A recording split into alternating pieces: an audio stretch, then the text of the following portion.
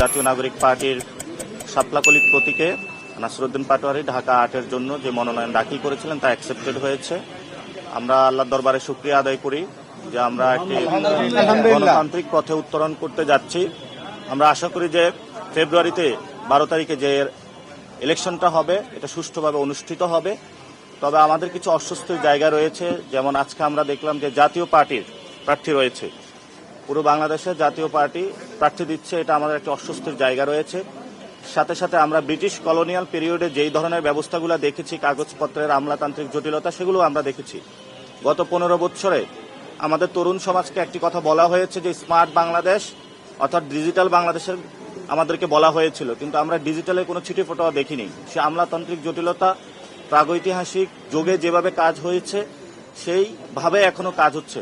আমরা আশা করব ভবিষ্যৎ যারা সরকারে আসবে এবং আমাদের যে নেতৃত্বাধীন যে জোট রয়েছে, সকলে আমরা মিলিয়ে একটি ডিজিটাল বাংলাদেশ উপহার দিব, যাতে এই ধরনের আমলাতান্ত্রিক জটিলতা না থাকে।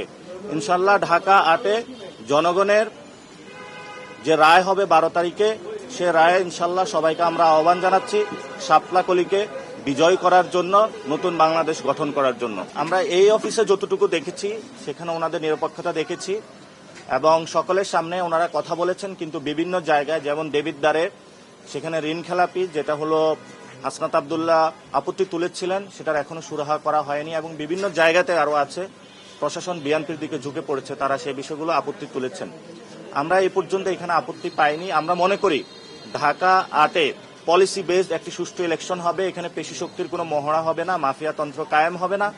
আমরা এখনো পরিস্থিতি যেটা দেখছি সেটাতে আমরা মনে করি নিরাপত্তার ঘাটতি রয়েছে, অর্থাৎ নিরাপত্তা নিয়ে আমরা শঙ্কিত রয়েছি এবং আমাদের যারা আমাদের সাথে কাজ করছেন তারাও নিরাপত্তা নিয়ে শঙ্কিত রয়েছেন। কিন্তু প্রশাসনের দিক থেকে যদি ওনারা আরো অ্যাক্টিভ হন, আমরা আশা করি ঢাকা ৮-এ একটি সুষ্ঠু ইলেকশন করা সম্ভব বলে আশা করি। ইনশাল্লাহ এবার শাপলাকলি জয় হবে, আমরা এটা আশা রাখি, সবার উপরে বিশ্বাস রাখি। আর জামায়াত ইসলামীর বিভিন্ন জায়গায় তারা প্রার্থিতা দিয়েছেন, ইসলামী আন্দোলনও দিয়েছেন। আমাদের আজকে প্রিলিমিনারি একটি মিটিং রয়েছে কেন্দ্রীয়ভাবে। আশা করি যে কালকে মনোনয়নের যে যাচাই বাছাই এটা কালকেও চলবে, তো সেই ক্ষেত্রে ৫ তারিখ পর্যন্ত আমরা আশা করি আমাদের এই বিষয়গুলো সমস্যার সমাধান হয়ে যাবে। ওনাদের যে মনোনয়ন ফর্মগুলো টিকবেন, আমাদের যেগুলো টিকবে, সেগুলো নিয়ে আমরা একটি সুন্দর যাত্রা করে সরকার গঠনের দিকে যেতে পারবো আশা করি। আপনারা সারা দেশে কয়টি আসনে ক্যান্ডিডেট দিয়েছেন এনসিপি? এটা আমরা স্পষ্ট করেছিলাম, আজকে কালকে যাচাইয়ের পরে এটা আসবে। আমাদের টোটাল আমরা 47টা দিয়েছিলাম, এর মধ্যে একটি অ্যাকসেপ্টেড হয়নি, ওনার একটু সময় লেট হয়ে গিয়েছিল, বাকিগুলো অ্যাকসেপ্টেড হয়েছে। যাচাই বাছাইয়ের পরে যখন রেজাল্ট আসবে তারপরে আমরা দেখতে পাবো যে টোটাল কয়টি হয়েছে। অর্থাৎ আমরা এখানে সংখ্যাটা বাড়ানোর চেষ্টা করি নাই, আমাদের কয়টি আসনে ইনশাল্লাহ আমরা জয় ছিনিয়ে নিয়ে আসতে পারবো সেটা চিন্তায় করে দিয়েছি। এবং জামায়াত ইসলামী, ইসলামী আন্দোলন, এবি পার্টি এবং যে আমাদের জোটটা রয়েছে, মামুনুল হকের পার্টি রয়েছে, আমরা সবাই মিলে যাতে সরকার গঠন করতে পারি সেই প্রচেষ্টার অংশীজন হিসাবেই আমরা এই জোটে মনোনয়ন জমা দিয়েছি। এবং যে বিজয়ী আসন হিসাবে আমরা নিয়ে আসতে পারবো সেখানেও হলো বিজয়ী আসন হিসাবে আমরা বেশি দেখেছি, আমরা সংখ্যা বাড়ানোর চেষ্টা করি নাই। আর বাংলাদেশের বর্তমান যে পরিস্থিতি রয়েছে, নির্বাচন কমিশন ইলেকশনের তফসিল দেওয়ার পরে আমরা নির্বাচন কমিশনকে বাংলাদেশে আর দেখতে পাচ্ছি না। চিফ ইলেকশন কমিশনার থেকে শুরু করে বিভিন্ন জায়গায় বাংলাদেশের বড় ধরনের শোডাউন হচ্ছে পলিটিক্যাল পার্টিগুলোর।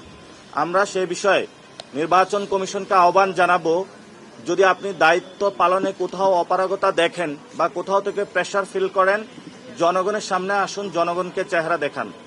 এই যে 2 দিন যাচাই বাছাই প্রক্রিয়া চলতেছে, আমরা এই ধরনের নির্বাচন কমিশন থেকে একটি স্টেটমেন্টও দেখি নাই।